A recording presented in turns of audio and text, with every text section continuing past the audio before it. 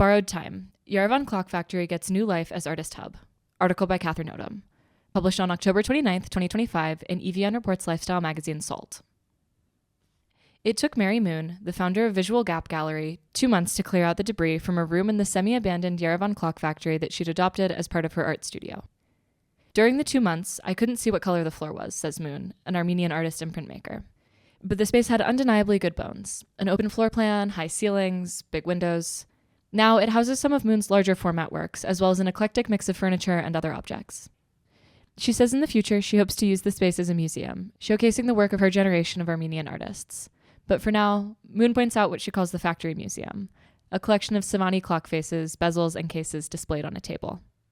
These clock parts, which Moon says were rescued from the clutter, are reminders of a time when workers in this room made clocks to be shipped around the Soviet Union and the world. At its peak, the Yerevan Clock Factory, located in the Arabkir district near the American University of Armenia, employed thousands of workers and produced around 4 million clocks annually.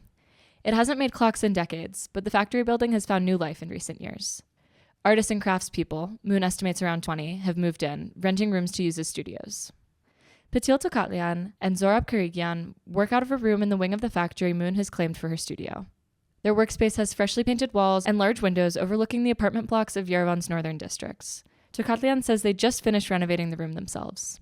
The two artists, both diaspora Armenians originally from Lebanon, work side by side, but in completely different mediums. On a recent afternoon in their studio, Tokatlian leaned over her work table, rolling the rough surface of a stone onto clay to create texture. A few feet away, Karigian sat deep in concentration before a computer monitor, turning knobs on his DJ board. One day they hope to collaborate on a project. Like music with visuals, Tokatlian says. Karigian says he likes working in the factory because it allows him to devote himself fully to his music. It takes a lot of energy and a lot of work, he says. You have to be fully focused.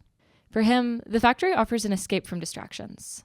Tokatlian, meanwhile, enjoys the opportunities to interact with other artists. Just to see people working, it gives motivation, she says. Since moving into the studio, Karigian has been jamming with a lot of artists.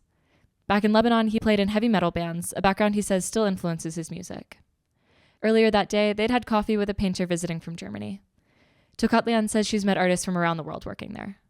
Wandering through the building, the halls and stairwells are hushed and empty, but occasionally, faint voices or a whiff of cigarette smoke betray a pocket of activity in the largely disused space. Simon Shuliakov, a Russian printmaker, works in one of these pockets. His studio comprises 2 rooms, which he previously shared with a friend who restores furniture. In the room that houses most of his printmaking supplies, Shuliakov demonstrates how to make a lino-cut stamp by cutting grooves into a piece of linoleum. He then shows how to roll ink onto the surface and press it onto paper. Even in rooms now taken over by stacks of refurbished chairs, or in Moon's case, canvases and printing presses, the past isn't too distant here. Moon says she's met people who used to work in the factory who came back to visit.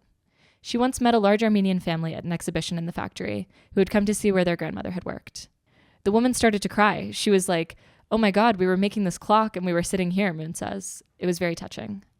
When the Soviet Union collapsed, production at the clock factory ground to a halt. Since then, the building has been privatized and is currently owned by Roventus Center CJSC, a closed joint stock company where Ara Zorabyan controls 88% of the shares. Zorabyan headed Armenia's Chamber of Advocates, the national bar association for all lawyers in the country, from 2013 to 2021. In the 2021 parliamentary election, he ran as the leader of the Zartonk Revival National Christian Party, which won 0.36% of the vote. Many other buildings in Yerevan, like the Ministry of Foreign Affairs building and Aram Manukyan's house, have experienced a similar fate, transferred to private owners but left largely untouched. The city had previously planned to demolish the factory. Suran Agabekyan, an urban explorer who leads tours of abandoned buildings in Armenia, says he once saw a demolition notice on the factory door. But the plans seem to have been dropped. For now, Agabekyan says the building still stands. Moon doesn't interact with the building's owner or owners. She pays her monthly rent to an administrator who then pays the owners. It's a very complicated scheme, says Shuliakov. It's not really easy to find the boss. That makes it hard to determine who is responsible for the utilities. So if he has a problem, he says, maybe I should go to church, light some candles, just pray about it. The unreliable, sometimes non-existent utilities are part of why he considered leaving the factory.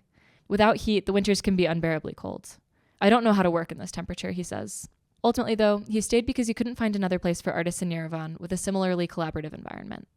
Shuliakov says the friend he used to share his studio space with moved out, looking for more comfortable conditions. Tokatlian and Karigian also cited the cold winters as a downside to working in the clock factory. Last winter, Tokatlian says, "My fingers couldn't work." Kirigian plans to bring a large Persian-style gas stove to warm their studio this winter. Though the factory's owners have little to do with the management and upkeep, Moon has a vision for the building's future. She says she's already created an artist economy headquartered in the building. She purchased a silkscreen printing press and shares its use with other artists. She and the other artists sell their prints to museum gift shops and bookstores, which helps them to be self-sufficient, rather than relying on grants or outside funding. It's a space where artists should work and should earn money, Moon says. Moon's next project is hosting an artist residency in the factory. Artists from around the world working in any medium can apply until early December. This space will accommodate up to 2 live-in residents at a time, with stays ranging from a few days to several months. My goal is to bring a new, diverse mentality here, she says. In about a year, Moon hopes to open her museum in the clock factory. It's important to organize a museum there, she says, kind of a permanent exhibition of my generation. She believes Armenian artists who came of age in the 1990s haven't received the attention they deserve because of the turmoil Armenia has experienced over the last 3 decades. Moon says she and other artists have helped revive the space. She first started working there in 2023 after losing her old studio space to rising rents. Tokatlian began working in the factory last year, with Kirigian joining her later. Shuliakov arrived about a year ago. Like Moon, Shuliakov has spent hours cleaning the building and sifting through the rubble. He's explored around half of the old factory so far. He likes to go dumpster diving in the more disused corners of the building, picking through broken bottles, cigarette butts, and other debris for materials to use in his prints. He takes out a Soviet-era stamp he found that reads, price, 5 rubles. Sometimes he takes inspiration from the building.